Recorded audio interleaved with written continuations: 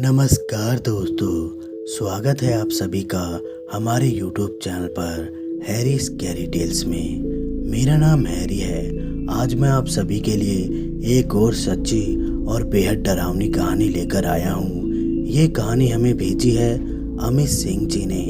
और हाँ दोस्तों, अगर आपने अभी तक हमारे चैनल को सब्सक्राइब नहीं किया है तो नीचे दिए गए रेड बटन पर क्लिक करके हमारे चैनल को अभी के अभी सब्सक्राइब कर लीजिए ताकि आपको हमारी नई वीडियो की नोटिफिकेशन मिल पाए। तो चलिए दोस्तों, कहानी को शुरू करते हैं। रात के करीब 11 बज रहे होंगे। आशीष अपने घर में एक कोने में छुपा हुआ था। वो छुप छुप कर एक पेंटिंग को देख रहा था। वो एक बहुत बड़ी पेंटिंग थी जिसमें कोई जंगल दिखाई दे रहा था और साथ ही उसमें एक औरत खड़ी थी जो सफेद कपड़े में और चेहरे पर बड़े बालों की वजह से वो बहुत ही भयानक दिखाई दे रही थी। मुझे इन सब में पड़ना ही नहीं चाहिए था, आशीष ने घबराते हुए कहा। आशीष के सामने ही घर के बाहर जाने के लिए दरवाजा था, लेकिन उसकी हिम्मत बाहर निकलने की नहीं हो पा रही थी। वो घबराया सा ऐसा ही बैठा रहा। वहाँ कोई आने वाला था जिसका इंतजार उसे था। ठीक 1 घंटे बाद घड़ी ने 12 बजाए और इसी के साथ उस पेंटिंग में हरकत होने लगी। वो औरत जो उस पेंटिंग में खड़ी थी उसमें जान आने लगी और वो कुछ ही देरी में उस पेंटिंग से निकलकर बाहर आ गई। आशीष कोने में छुपा हुआ था। छम से घुंघरू की आवाज हुई और आशीष की घिघी बंद गई। मैं अब और नहीं रुक सकता, आशीष ने घबराते हुए कहा। आशीष ने अपनी गर्दन निकालकर इधर उधर देखा तो वहाँ पर कोई नहीं था।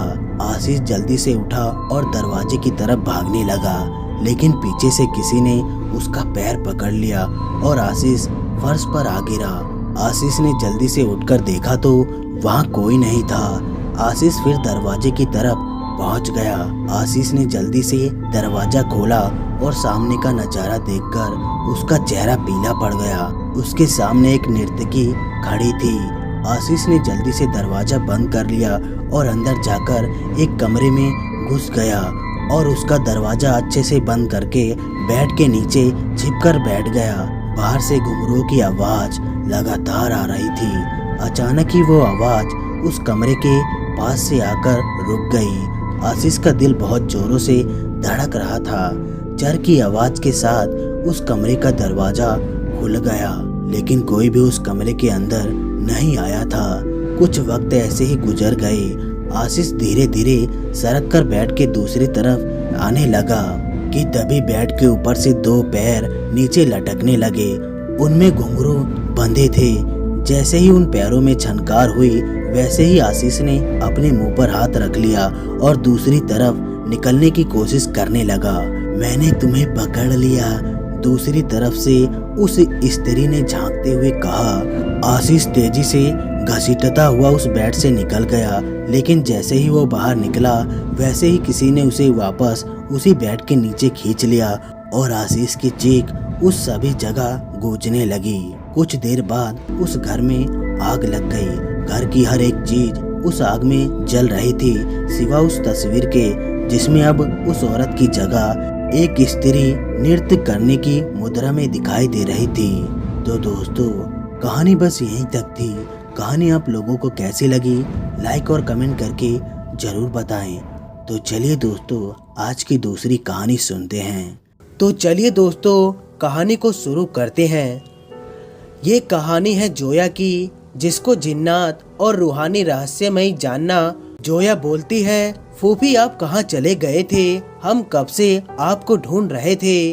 जोया की फूफी का नाम नाइजा था। वो बोलती है, अच्छा आइए, तशरीफ रखिए। आप बताइए आप हमें क्यों ढूंढ रही थी? जोया बोलती है, अरे फूफी, आज हम छत पर जा रहे थे बाल सुखाने, तभी हमारे मन में हुआ कि तीसरी मंजिल पे जो कमरा है बंद पड़ा, उसे देखकर एक अजीब सी सनसनाहट सी होती है पूरे शरीर में। हम जा ही रहे थे कि तब तक अम्मी जान आ गई हमारे पीछे से और चीखने लगी कि जोया, हमने कितनी दफा आपसे कहा है कि आप तीसरी मंजिल के आसपास भी आप कभी कदम नहीं रखेंगी।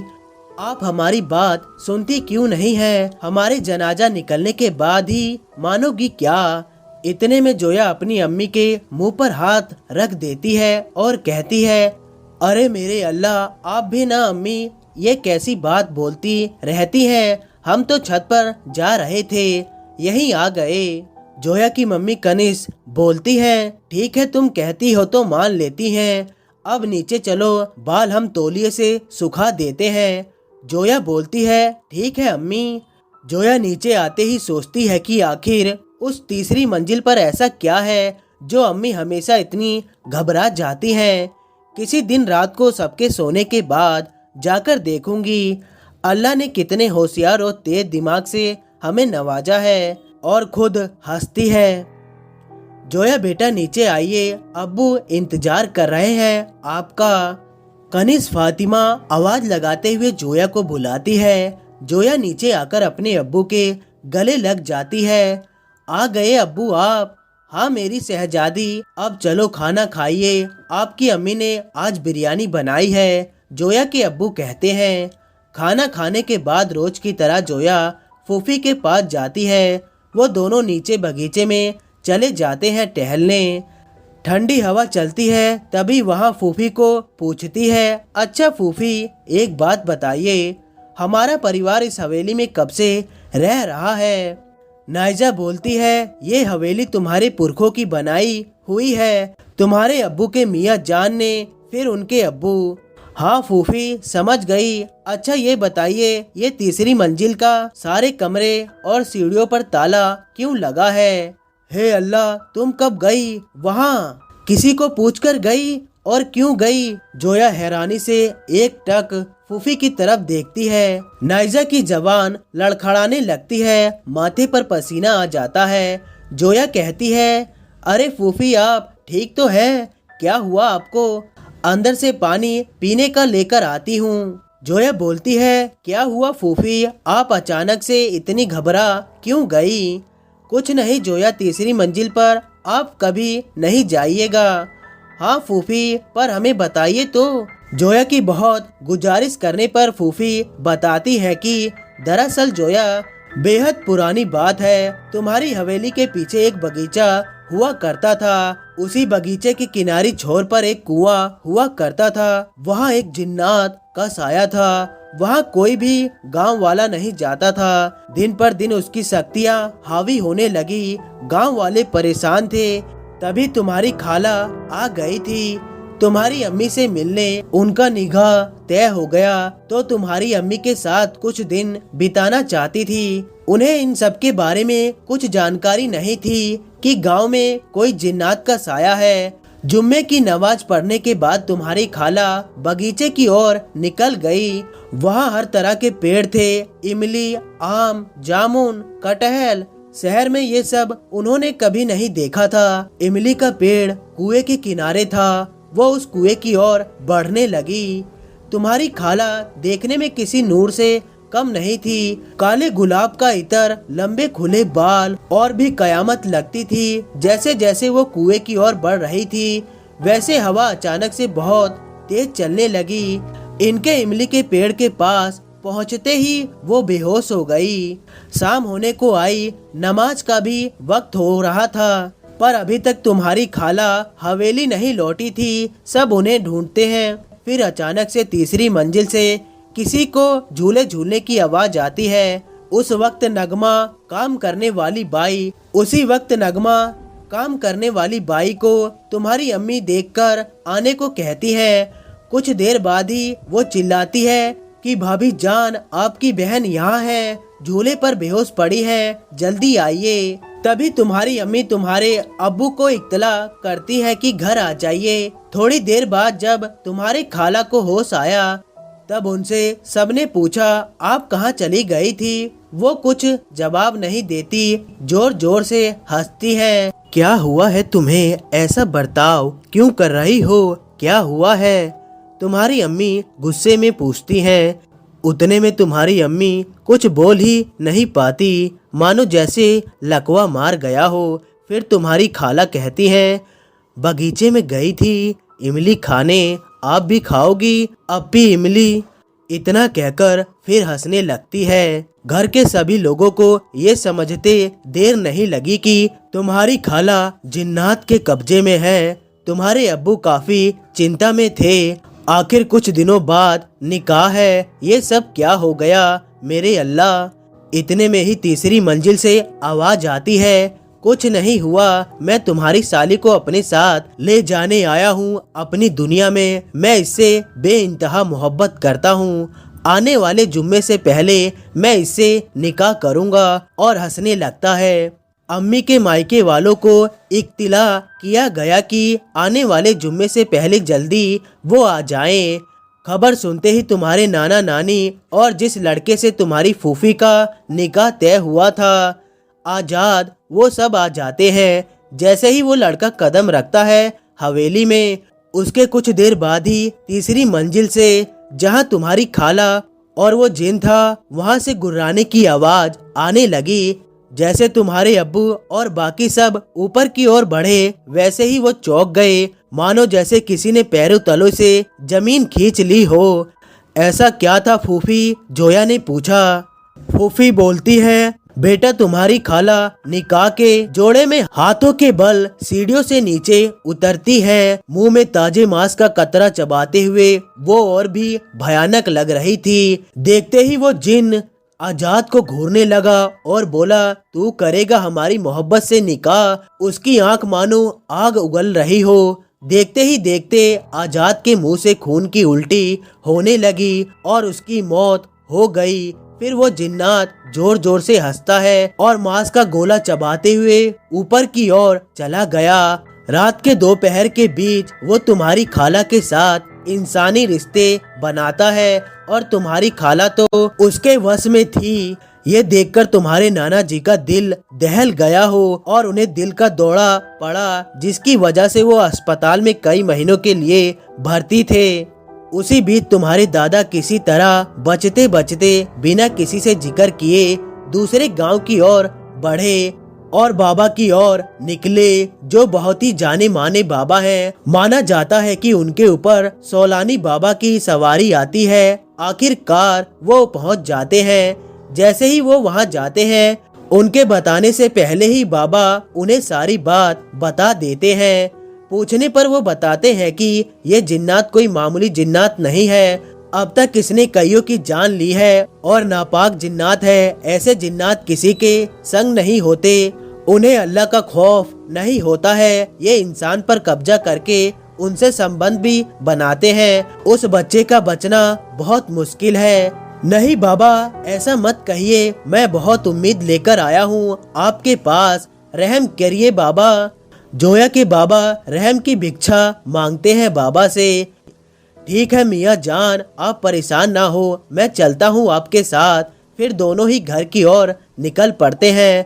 शाम तक तुम्हारे खाला की हालत और बदतर हो गई थी। वो बज्जात जिन्नात तुम्हारी खाला का खून पीता और ताजा मांस जो कि तुम्हारे जानवरों को मारकर लाता। रात होते ही कमरे का दरवाजा बंद हो जाता और वो तुम्हारी खाला से संबंध बनाता। ये सब जानकर भी हम कुछ नहीं कर सकते थे। एक तरफ तुम्हारे नाना जी की बचने की उम्मीद नहीं थी, दूसरी ओर वो लड़के की भी मौत हो चुकी थी। कुछ कहने या समझने का नतीजा हम पहले ही देख चुके थे। रात के 3 बजे तुम्हारी खाला फिर हाथ के बल सीढ़ियों से नीचे उतर रही थी। ये देखकर तुम्हारी अम्मी फूट फूट कर रोने लगी और वो जिन्नात उनकी तरफ देखकर हंसता है और उनका मजाक उड़ाता है। जैसे ही बाकी सब आते हैं वो भी चौंक जाते हैं। वो जिन्नात तुम्हारी खाला से निगाह कर चुका होता है और तो और उस जिन्नात की औलाद भी वजूद में आ चुकी थी। ये देखकर तुम्हारी मम्मी बेहोश हो गई। तभी तुम्हारे दादा बाबा के साथ हवेली में तशरीफ ले चुके थे। उनके कदम हवेली में पड़ते ही वो जिन्नात जोर जोर से चिल्लाने लगता है, मानो जैसे उसे कोई कोड़े से पीट रहा हो। गुस्से में कहता है, क्यों बुढ़े, तेरा दिमाग बहुत चलता है ना? तू ही लेकर आया है ना इस बाबा को। ये मेरे कुछ नहीं उखाड़ सकता।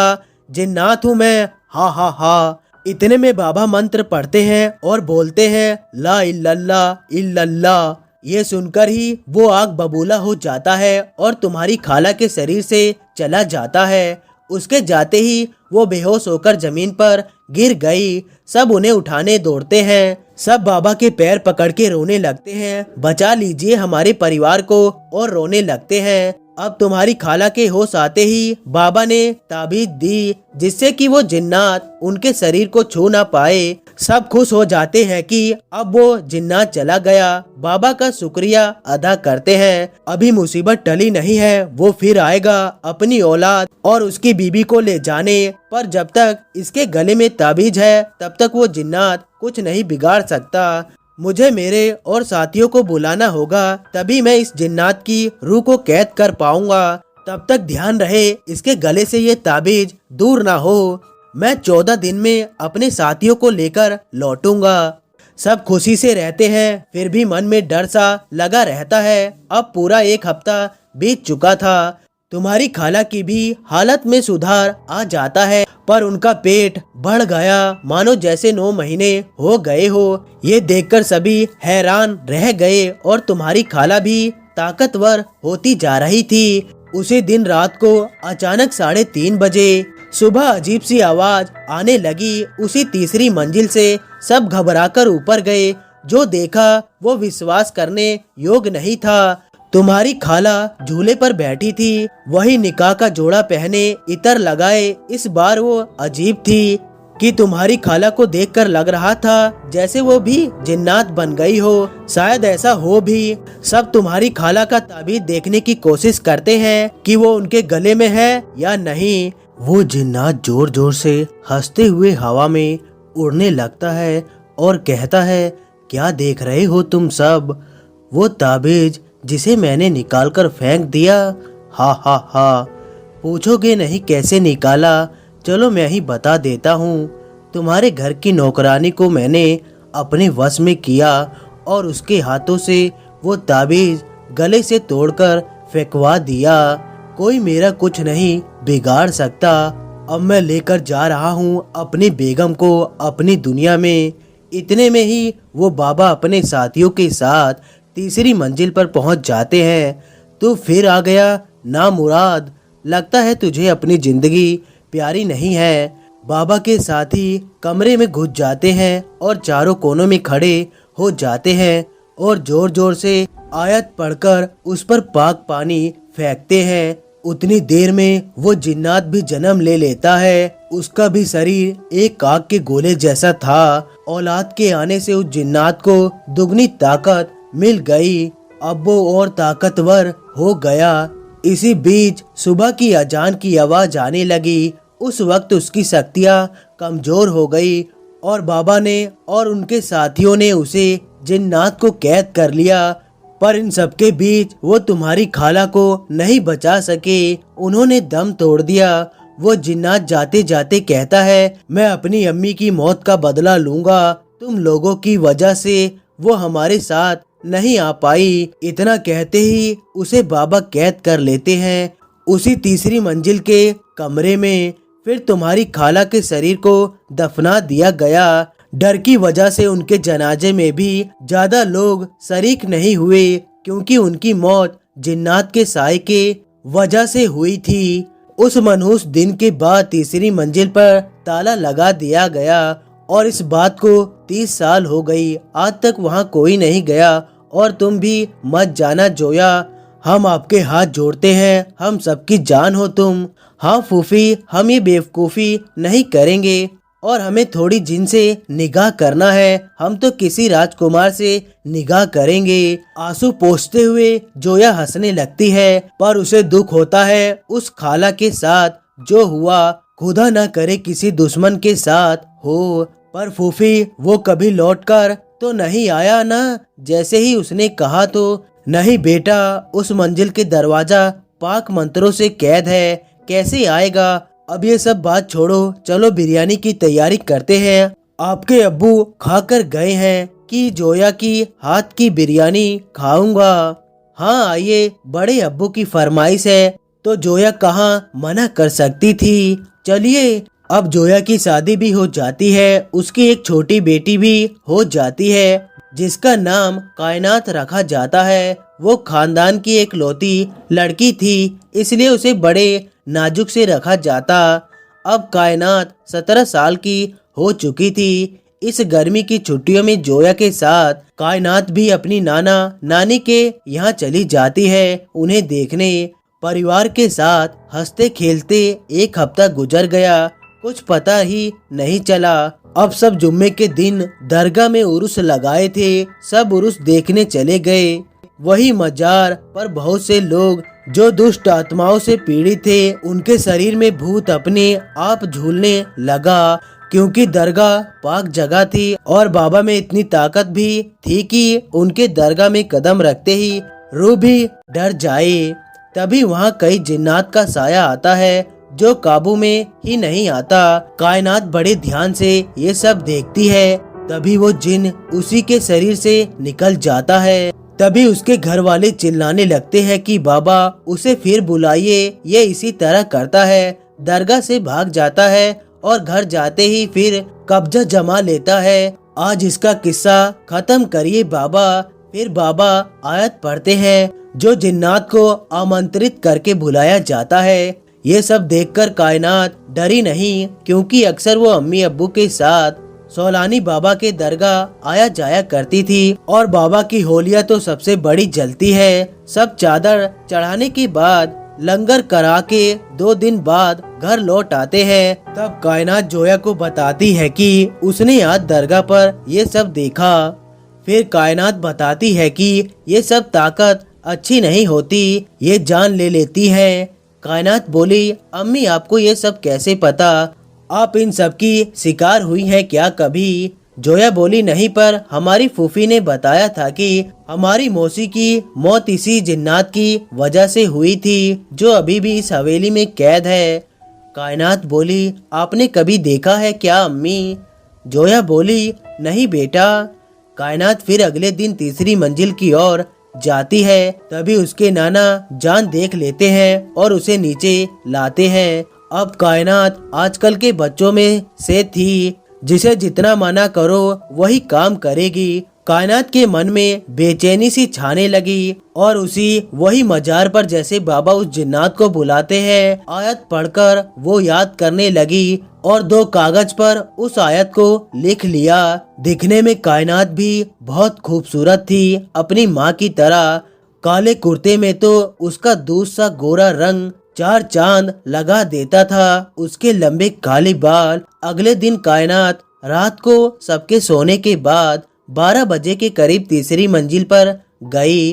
ताला खोला और फिर कमरे के बीचों बीच लालटेन रखकर वही आयत पढ़ने लगी। रात के 3 बज गए पर कुछ नहीं हुआ। कायनात को नींद भी आ रही थी। जैसे ही वो लालटेन लेकर आने लगी, वैसे ही आवाज आई, रुको कायनात। यह आवाज इतनी भारी थी कि कायनात की हिम्मत नहीं थी कि वो पीछे पलटकर देख ले कि उसे किसने आवाज दी। कायनात बिना पीछे मुड़े सीधे जाने लगती है। तभी उसके सामने 6 फुट का जिन्नात खड़ा हो गया, जिसकी 2 लंबी चोटी थी, काफी मोटी और दिखने में काफी डरावना। मैंने कहा रुको, सुनाई नहीं दिया तुम्हें? तुमने मुझे कई सालों बाद इस कैद से आजाद किया है, मुझे तुमसे मोहब्बत हो गई है। ये सुनते ही कायनात जोर से चीखती है, पर उसके मुंह से आवाज नहीं निकलती और वो चक्कर खाकर गिर जाती है। सुबह अजान की आवाज से कायनात की नींद खुल जाती है और वो आंख खोलकर देखती है तो हैरान हो जाती है। वो सही सलामत अपने कमरे में थी। उसे लगा शायद उसने कोई डरावना सपना देख लिया, इसलिए डर गई होगी, वरना वो अपने कमरे में कैसे रहती। जोया बोली, कायनात उठो, 8 बज रहे हैं, नाश्ता तैयार है। कायनात बोली, हाँ मम्मी आई। इतना कहकर कायनात नहाने चली जाती है। जैसे ही वो शावर खोलती है, उसमें से पानी की जगह खून निकलता है। वो ये देखकर सहम जाती है और बाथरूम में ही बेहोश हो जाती है। कायनात का शरीर अपने आप हवा में उड़ने लगता है और बिस्तर पर जाकर लेट जाता है। जोया उसके कमरे में जाती है और अचानक चीखने लगती है। जोया देखती है कि कायनात बिना कपड़ों की पूरी खून से भीगी बिस्तर पर लेटी है। उसकी चीख सुनकर सब आ जाते हैं और सब हैरान रह जाते हैं। कायनात को चादर उड़ा दिया जाता है उसका पूरा बदन आग की लपटों की तरह जल रहा था, इतना तेज बुखार था। जल्दी से उसके नाना डॉक्टर को बुलाते हैं। जैसे ही डॉक्टर इंजेक्शन लगाने जाता है, कायनात उसका हाथ पकड़कर उठाकर पटक देती है और दोहरी सांस लेने लगती है। उसकी आंख खून सी लाल हो गई थी। किसी को कुछ समझ नहीं आ रहा था कि कायनात को अचानक से क्या हो गया। डॉक्टर कहता है कि उसे कोई दिमागी बीमारी है, पर रातों रात किसी को कैसे दिमागी बीमारी हो सकती है, वो भी इस हद तक। कायनात शांत बिस्तर पर पड़ी थी। सबको लगा सोई है तो कोई कुछ नहीं कहता। रात के खाने की तैयारी हो गई थी। मटन कौरमा बना था। मांस की खुशबू आते ही कायनात जानवर जैसे टेबल पर पड़े खाने पर टूट पड़ी और उल्टे हाथ से खाने लगी। ये देखकर जोया बेहोश हो गई। कायनात वापस अपने रूम में चली गई। जोया को नींद नहीं आ रही थी, सोचकर कि उसकी फूल सी बच्ची को एक ही रात में क्या हो गया। तभी एक फकीर बाबा भीख मांगने आता है। जैसे ही जोया की अम्मी उसे चावल देती है और वो घर की ओर देखता है, वो जोर जोर से चिल्लाने लगता है, वो वापस आ गया है अपना बदला लेने, फिर वही होगा, तुम सब मरोगे। ये सुनकर सब सोचते हैं शायद कोई पागल होगा। अब घर में पहले से ही कम आफत थी, जो अब ये भी आ गया। पर कहीं ना कहीं जोया की अम्मी को शक हो गया था। उन्होंने अपनी बहन खोई थी, कैसे भूल सकती थी वो। सब सो जाते हैं पर जोया और उसकी अम्मी जागते रहते हैं। रात के 3 बजे अचानक उन्होंने देखा कि कायनात हवा में उड़ रही है और नमाज पढ़ रही है। ये देखकर जोया की अम्मी का शक और पक्का हो गया, क्योंकि जिन्नाती इस समय नमाज पढ़ता है और वो भी इस तरीके से। हवा में कायनात तो नहीं हो सकती। जोया चिल्लाने जाती है पर उसकी अम्मी उसका मुंह दबाकर उसे चुप कराती है। दोनों तीसरी मंजिल की ओर जाते हैं। वहां का ताला खुला रहता है और दरवाजा भी। ये देखकर जोया और उसकी अम्मी दोनों समझ जाते हैं कि ये और कोई नहीं, वही जिन है जो अपनी माँ के मौत का बदला लेने आया है। पर ये आजाद कैसे हुआ? जोया अपनी अम्मी के साथ उसी वक्त गांव के पास के एक बाबा को बुलाती है। वो बाबा जैसे ही आयत पढ़ता है, कायनात उसका शरीर जमीन में गाड़ देती है और उसका सर अपने पैर से कुचल देती है। ये देखकर सभी औरत फूट फूट कर रोने लगती हैं। आप क्यों रो रही हैं खाला? मैं आपको नहीं मारूंगा। वो जिन्नात जोया की अम्मी से कहता है, चौक क्यों गई? आप मेरी अम्मी की बहन थी ना, तो आप मेरी खाला ही हुई ना। इतना कहकर वो हवा में उड़ते हुए चला जाता है। अब सब समझ जाते हैं कि बाबा सैलानी ही मदद कर सकते हैं। जोया अपने ससुर को सारी बात फोन पर समझा देती है। उसके ससुर तुरंत सैलानी बाबा की दरगाह के लिए निकल जाते हैं और बाबा को सारी बात बता देते हैं। बाबा बोलते हैं, उस लड़की ने नादानी में मुझे जिन्नात को बुलाते हुए देखा और उसी तरह से उसने भी जिन को बुलाया, कैद से छुटकारा दिलाया। वो अपनी माँ की मौत का बदला लेने आया है। बरसों पहले मेरे गुरुजी ने उसे कैद किया था और अब तुम्हारी पोती ने उसे आजाद कर दिया। बच्ची है बाबा, नादानी में गलती कर दी। मेरी खानदान की एक लौती चिराग को बचा लीजिए बाबा, कायनात को बचा लीजिए।